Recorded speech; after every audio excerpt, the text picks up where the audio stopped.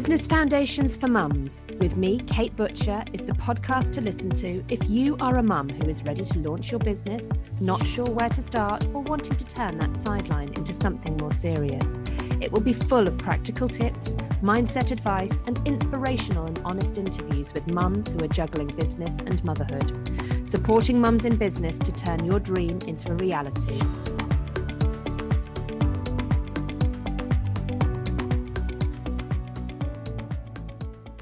And welcome to today's episode of Business Foundations for Mums. Today I am joined by Hannah Keys, and Hannah is going to tell us all about her business, her family life, how that all fits together.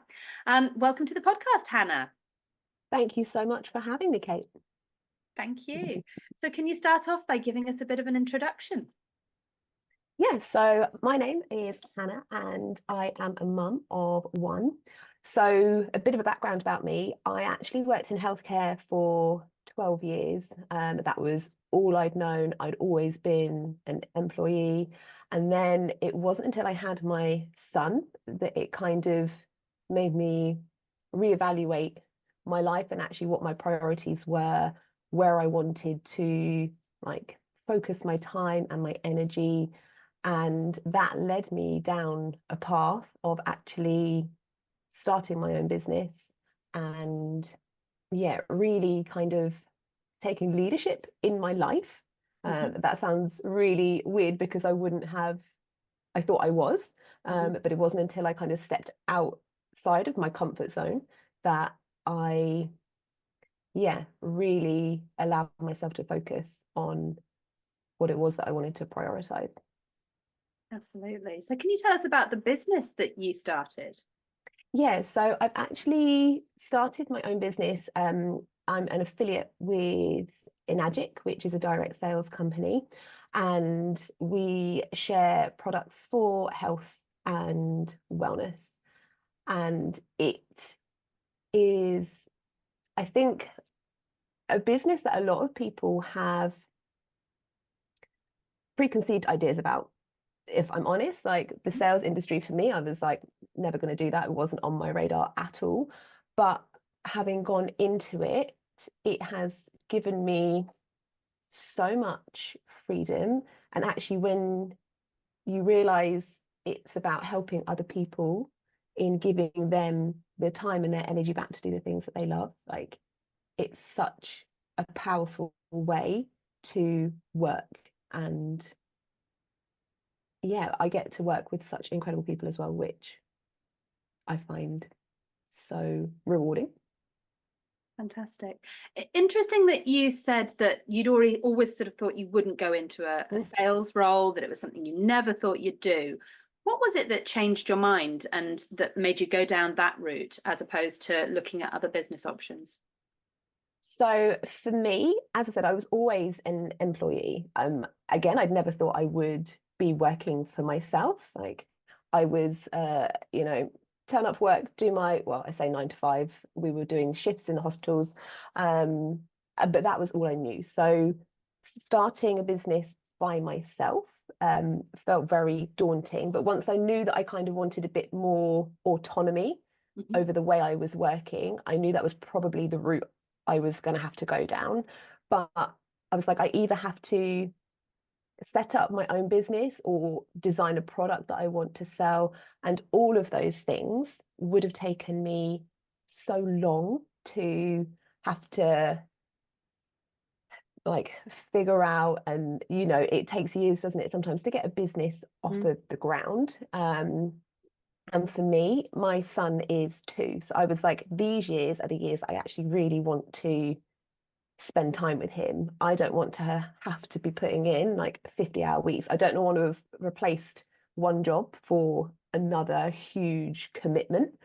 And this job offered me an existing product that I could partner with, something that is they've been going 50 years. They're a very successful company.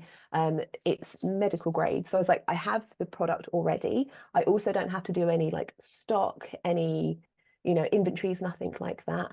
Everything is effectively done for me. So I can actually concentrate on the personal development side and actually like working on myself, which I didn't actually realize at the time, but that's been a huge part of like going into my own business, because you have to put yourself out there. And that's the beauty. And I've had the space to do that rather than actually having to try and wear all of the hats. I think as a mum, we are already doing like 10 other jobs. I then didn't want to have to do absolutely everything in another business and try and get that up off of the ground.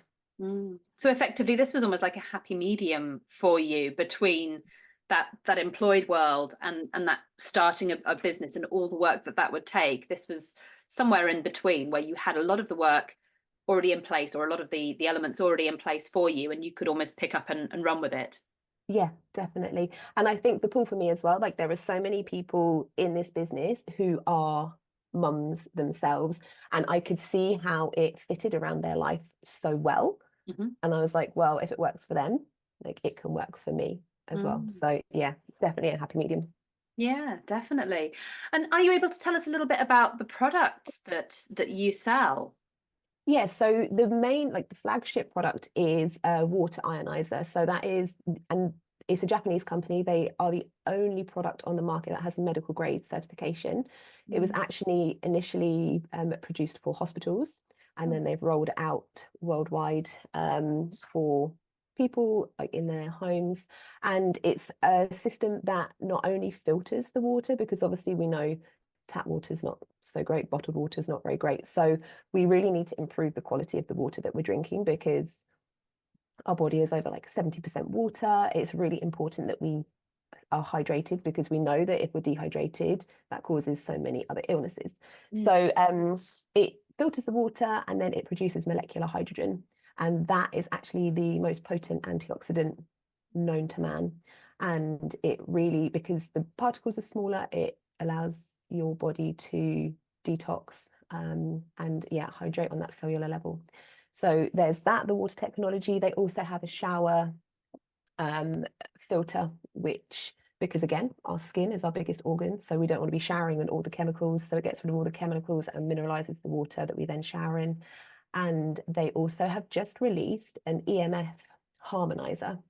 So again, the quality of our environment is so important. And, you know, we rely so heavily on technology these days. I mean, we're doing this on our laptops, we've got headphones in, we use our phones, internet. So we are exposed to electromagnetic frequencies all of the time. You know, we've got 5G towers going up, and that sort of pressure on our bodies, like there's lots of scientific research out there that says in 2011 the World Health Organization actually recognized that EMFs were carcinogenic, so they are very detrimental to our health. So they've just released a product that harmonizes the environment. It gets rid of all of the additional noise, and it reduces that load and that burden on the body. I'm very conscious actually of the fact that we have these devices that we have near our faces the whole time, and I use my phone as an alarm. I went through a phase where I didn't, and I would leave it downstairs because I was thinking, actually, should I be sleeping with this thing right next to my head? Yeah. But actually, I mean, you look at that I fell back into the habit, and yeah. And that's the thing. I think a lot of these things that we do now they are just habits. But for me as well, like my son is watching my every move, and he also now he sees me on my phone, so he wants my phone. So I'm really conscious about like trying to reduce as much kind of radiation to him as possible, because also like children's skulls are thinner, like they are more susceptible to these things than we are. So I download stuff and then put it on airplane mode, and there are a lot of things we can do, but just to have that the harmonizer in your home, and it has an 8-meter radius, so it can go through the floors of the house. So if you put it somewhere central, it will kind of encapsulate most of the house. Amazing. It's definitely something that I think we're going to see more of. I mean, you even look at the Apple or the Android phones, and they'll all say that they're above like the limits for radiations. So I think even in the text on your phone, if you have a look in the settings, it will say that. So it's really difficult, because I even look at my screen time and I feel like I don't spend that much time on my phone, and it is shocking, the screen time that we have. So yeah, and it's a portable device as well, so you can take it with you wherever you go. Okay, amazing. So, And it yeah, blocks the radiation from having yeah, an impact as such. so it doesn't stop the devices from working, but it interacts with the waves between you and the products. And yeah, so it reduces the frequency that you're getting, because also quite a lot of these products emit frequencies that are in a range that are our body. So we're energetic beings as well, so our bodies also work energetically, and we are on a frequency, but a lot of these devices resonate at the same frequency, so our bodies absorb those. So the EMF blocker is specifically targeted for those frequencies. Wow, gosh, it's clever stuff, isn't it? Really It is. clever. Yeah, and I think that's another reason why I could really buy into these products, because I've worked in healthcare for 12 years. It's kind of all I've known, and I am passionate about helping people and supporting people with their health, because I think, you know, as soon as you don't have your health, like, nothing else matters. Like, everything else kind of falls apart, doesn't it, when you don't feel well? So to then find a product that is actually really trying to support people's, not only their own health, but the health of their environment as well, like, it was really important to me. Yeah. And you said that your son is 2, so Yes. presumably at home a lot of the time still. So how does it work for you to run your business and around your son? Do you have help with childcare? Do you have nursery? How do you fit it all in? So he doesn't go to nursery. We're fortunate enough that we have family nearby, but what I try and do, like, block out times for work. Like, generally I'll do work in the mornings, or I'll do it in the evening.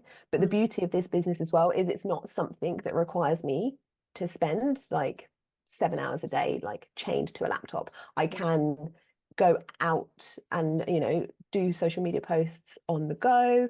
I can, you know, meet friends and take videos. Like, there's lots of things I can do in my life, and then I tend to just work around it when he is asleep. And I think especially when you're in the stages of building a business, there are sometimes sacrifices that you're going to have to make. So yeah, I don't get evenings to myself, but my vision is, like, I want to get to a place where then, you know, things are kind of running in the background for me, and then I can have that time. So a lot of the calls I have, like my work calls and the training, are actually in the evenings anyway, so that works quite well.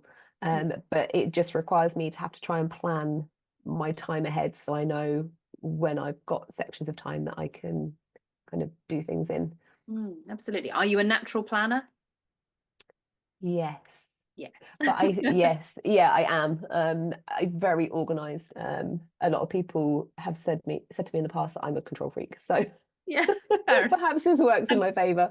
But yeah, no, I can be think guilty of the same as well. Definitely. I have to have things planned in advance, and I have to know what's coming up, and my diary is all planned by the hour.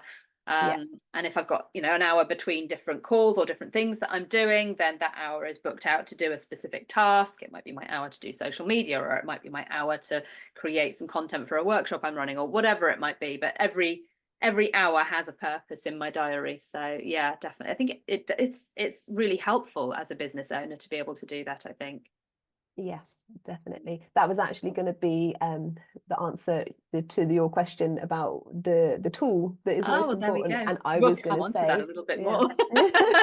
We'll talk about it, definitely. Fantastic. So were there any particular challenges that you found that you faced in running your business, or particular mindset hurdles that you've overcome? Yeah, so mindset for me was huge. Like, before I did this, I had a lot of self-doubt, kind of really like, can I actually do this? Like, sure, I've seen other people, like, I've seen people have success. I've seen so many mums, like, go into businesses, but I was like, oh, like, have I got it in me? So that was the biggest thing. But I think just connecting to the reason I was doing it and what I wanted, what my goals were, I was like, I need to take these steps in order to get a bit further, else I'm going to stay doing the same thing that I've done forever. So mindset was huge, and I have done a lot of mindset work. I've had a mindset coach, in fact, as well, to really try and get to the bottom of some of the limiting beliefs that I had. And I think that's the same for a lot of people, even a lot of women and mums that I speak to. They're like, oh, well, you know, I'd love to be able to work for myself, but I don't think I'm not confident enough. I can't do what you do. And my answer to them is I couldn't do what I do like when I started, but the only way you're ever going to get there is just by, you know, one foot in front of the other and keep trying. So yeah, I think mindset has been the biggest thing for me. But in having done all of that, like I've become so much more confident. And even doing this podcast, like I would have never ever put myself out there and done something like this, like before I'd started. You know, I was the kind of person that would never speak up in like work meetings, would never do or say anything. I'd just be in the background. Actually, it's given me that confidence now, and I know what it is that I have to share with others. And I think that's such a powerful place to get to. And I wish that for every mum, because becoming a mum, like you realize just how capable you are. Sometimes you really, really have to dig deep, and you can do that for your children, but you can also do that for yourself. Absolutely. It's so very true. The mindset stuff it's huge, isn't it? And that ability to push yourself out of your comfort zone is, I think, what sets apart those who are going to create a successful business for themselves and those who will probably never try. I was going to say, I think the mindset thing, when I was talking to my coach, and she was like, oh, you've reached like another edge. And I was like, oh, another one. And she was like, this work is continuous because you're always going to be growing. There's always going to be new things that you come across that are going to feel, you know, edgy and a bit uncomfortable. But it's working to kind of understand those patterns and go, okay, well, now I'm here. This feels uncomfortable. And I actually heard a quote, and it said, when you're like doing courage right, it actually feels so much like fear. And it's so true. Like if something feels really like uncomfortable, that's when you actually need to take that leap and do it, because that's when you're going to get to that next level of where you want to get to.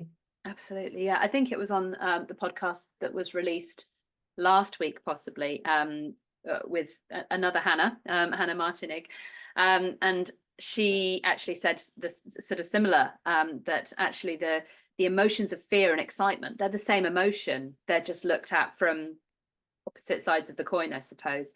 And it's really true, isn't it, when you actually look at it, that fear and that excitement, they are so very similar. And if you can flip that emotion and take that fear and look at it from an excited perspective, then you're doing exciting new things. You're not doing things that are really terrifying. And I think business is a lot about doing things that do make you feel frightened, and doing things that make you feel really excited. And it's, quite often it is just your viewpoint on those things, isn't it, that make that difference.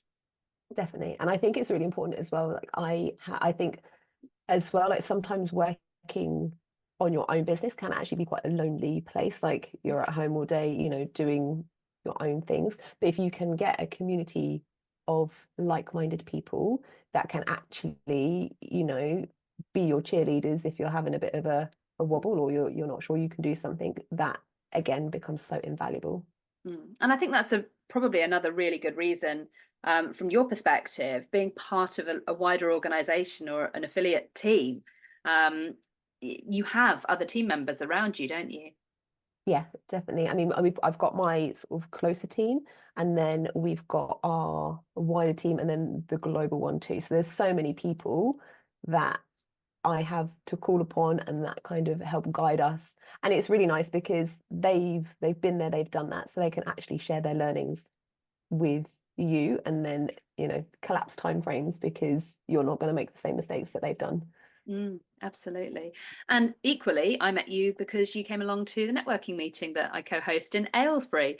So I think networking is also a really important part of finding your tribe, isn't it? And also spreading your message wider and finding people who are like-minded and similar to you and have similar interests and can share experiences. And for me, networking isn't necessarily about sharing my business with people or growing my business or getting new business. It's about spending time with other people who get it. That's a huge part of it for me. Networking for me, so I've also done a lot of work on human design, and networking for me is actually like a core of like how I work best. So that's why I've kind of really loved coming to the networking events, because like you say, it's not just about me trying to find people to work with, it's actually realizing who else is out there, because it's so much like, it holds so much more weight, doesn't it? If you know someone who's like, oh, do you know what, I'm looking for so and so, and you're like, oh, well, I know like 2 or 3 people who I've met, and you can recommend them because you know them on a personal level, rather than just trying to find someone online and you have no idea whether they're, you know, going to be the right person for you. So I think that's so nice. Like, I've met so many people who I've then gone on and worked with in other things, not just for my business, but I've used their skills and their services as well. So yeah, absolutely. It's that human connection element, isn't it? That's just so important, I think. Yeah. And I think so many businesses now are built online, because I mean, it's an incredible resource. But you miss that human connection, and that is what those networking events bring. Absolutely. And for somebody like me, human connection is my number one value. Connection is my number one value. So for me, yeah, relationships, connections, face-to-face contact, that's what absolutely lights me up and fuels me. So it was the only option really for me of how I was going to build my business, was something that would create that human connection, because yeah, that's it for me. The online stuff is great, like you say, it's great, it's an incredible resource. The internet is just this amazing never-ending resource of everything that we could possibly want out there, isn't there? But it doesn't fulfill that human connection element for me. So yeah, that was massively important. So yeah, it's been great to have you as part of our networking community as well. So I think you've been to almost all of the meetings that we've had since we started, which is great. So yeah, and it's lovely because we have new people come every month. So it's really nice to kind of get to know new people, and it just goes to show like how many people out there are actually, you know, going into their own businesses and doing things that they feel passionate about. Absolutely. And it's really lovely to see. Absolutely. Yeah, there's always new people, and there's also people who come regularly, and it's growing relationships and developing relationships is such a key part of business for me. So yeah, no, I think it's a well, I love the networking meetings. I set them up very selfishly because I love networking. So and as soon as Kim, who I co-host with, got in contact with me and told me she had this space and she wanted some kind of networking, I was absolutely, you know, excited to jump on the bandwagon with that one and do it, because I've always loved being part of networking and running networking. So yeah, no, it's great. Fantastic. So Hannah, tell us a little bit more about the best bit of advice that you have had since you started in business. The best piece of advice I have had is actually like, sometimes, so for me, I am a huge overthinker. I can try and like stop myself, and I'll like, oh, I'll just mull over it for a few more days.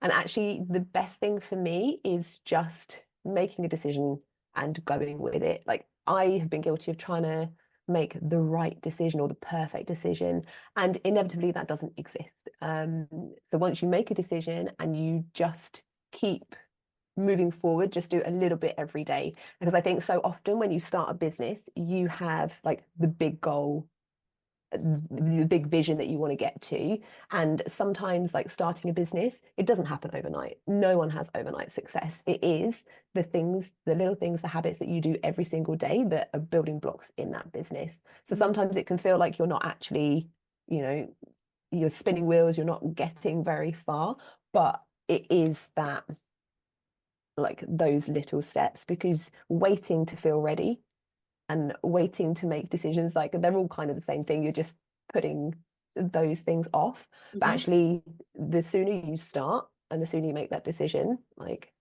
the sooner you're on that journey to kind of getting where you want to go. Like, yeah, you're never gonna feel ready, and you're never gonna be at that level until you do the work, really.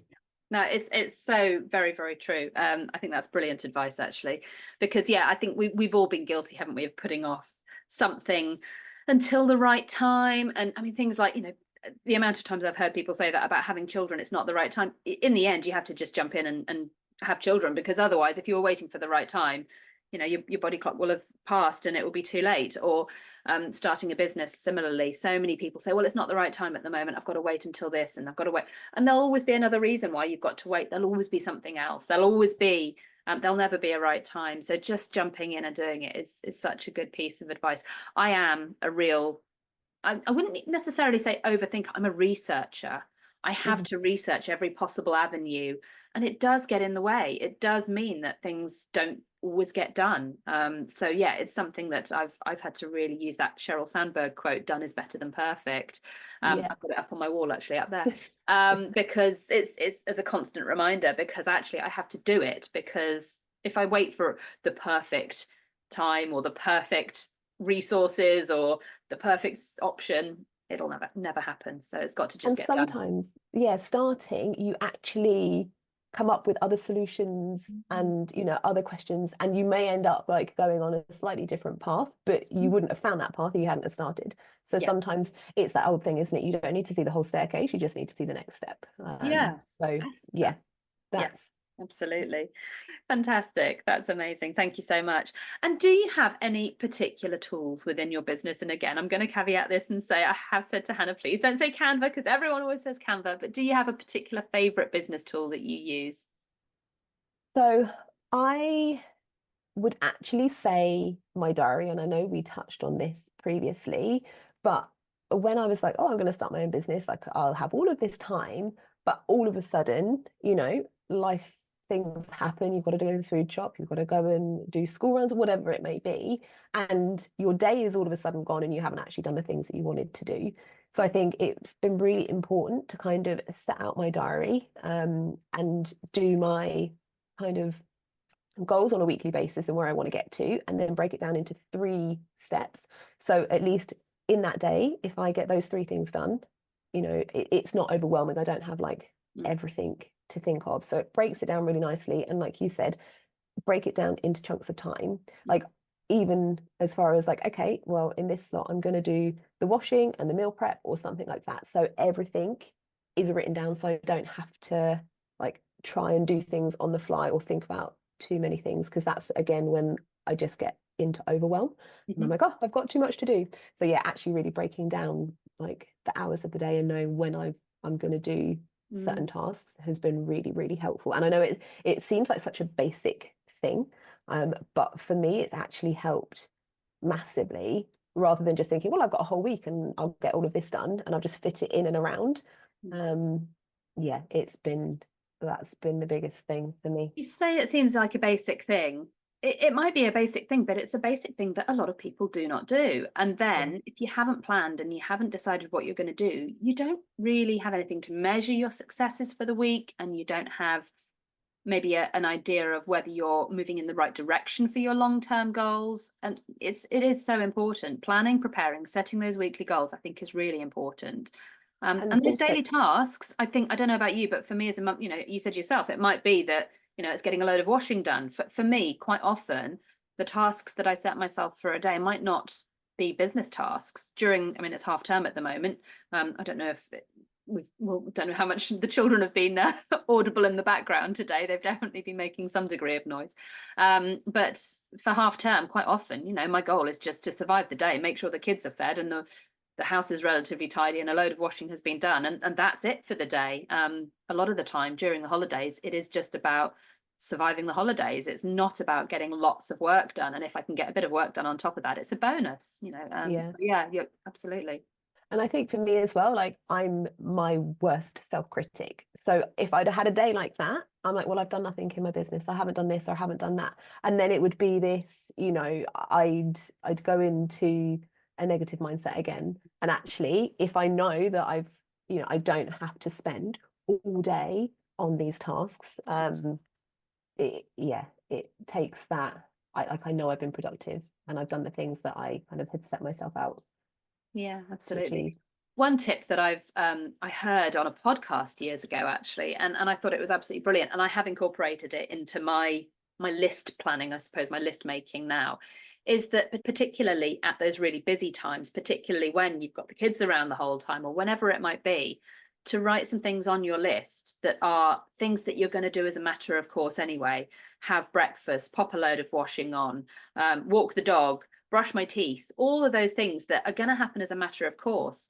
Because actually, when you can start ticking things off your list, it kind of makes you go, oh, actually, yeah, I've got quite a bit done already. And it motivates you to get some more things ticked off your list. But equally, you get to the end of the day and you look at your list and you feel like you haven't got much done because the kids have been driving you mad and the house is a mess and they've been making mess and you've been trying to do this and and you get to the end and you think, oh God, I've got nothing done. But actually, if you look at that list, you go, actually, I have done quite a lot. It just wasn't necessarily work.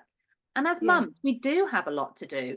Stopping the kids from arguing has been a big one over half term for me. Keep it, playing peacekeeper. They were really good yesterday, actually. And so far, so good today.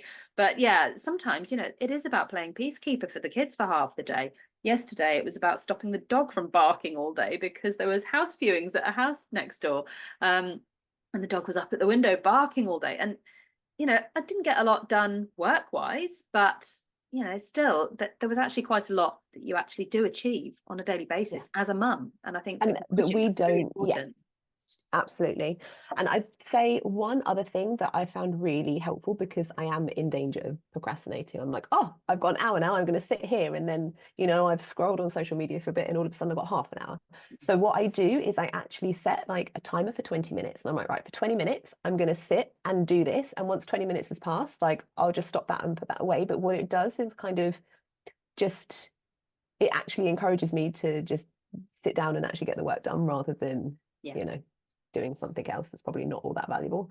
Absolutely. So that, I would say as well, is really important. If you've only got a set amount of time, or you have tendencies to kind of get distracted, that's really helpful to focus your time.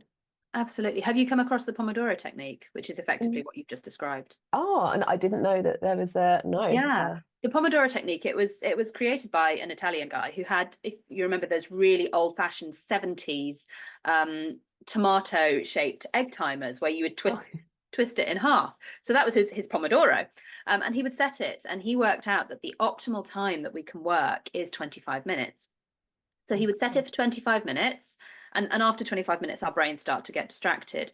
He would set it for 25 minutes and he would do 25 minutes of focused work, no distractions. I was going to say phone face down, but that's me, not him, because when he created this, there weren't mobile phones. But it would be, no distractions, nothing could disturb. And then at the end of the 25 minutes, it's a 5-minute break to go and make a cup of tea or go to the toilet or have a little wander and stretch your legs or do whatever it is you want to do. And then another 25 minutes.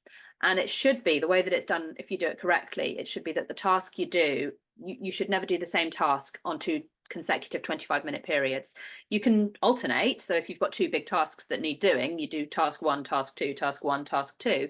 But you shouldn't ever do the same task for 2 consecutive 25-minute periods.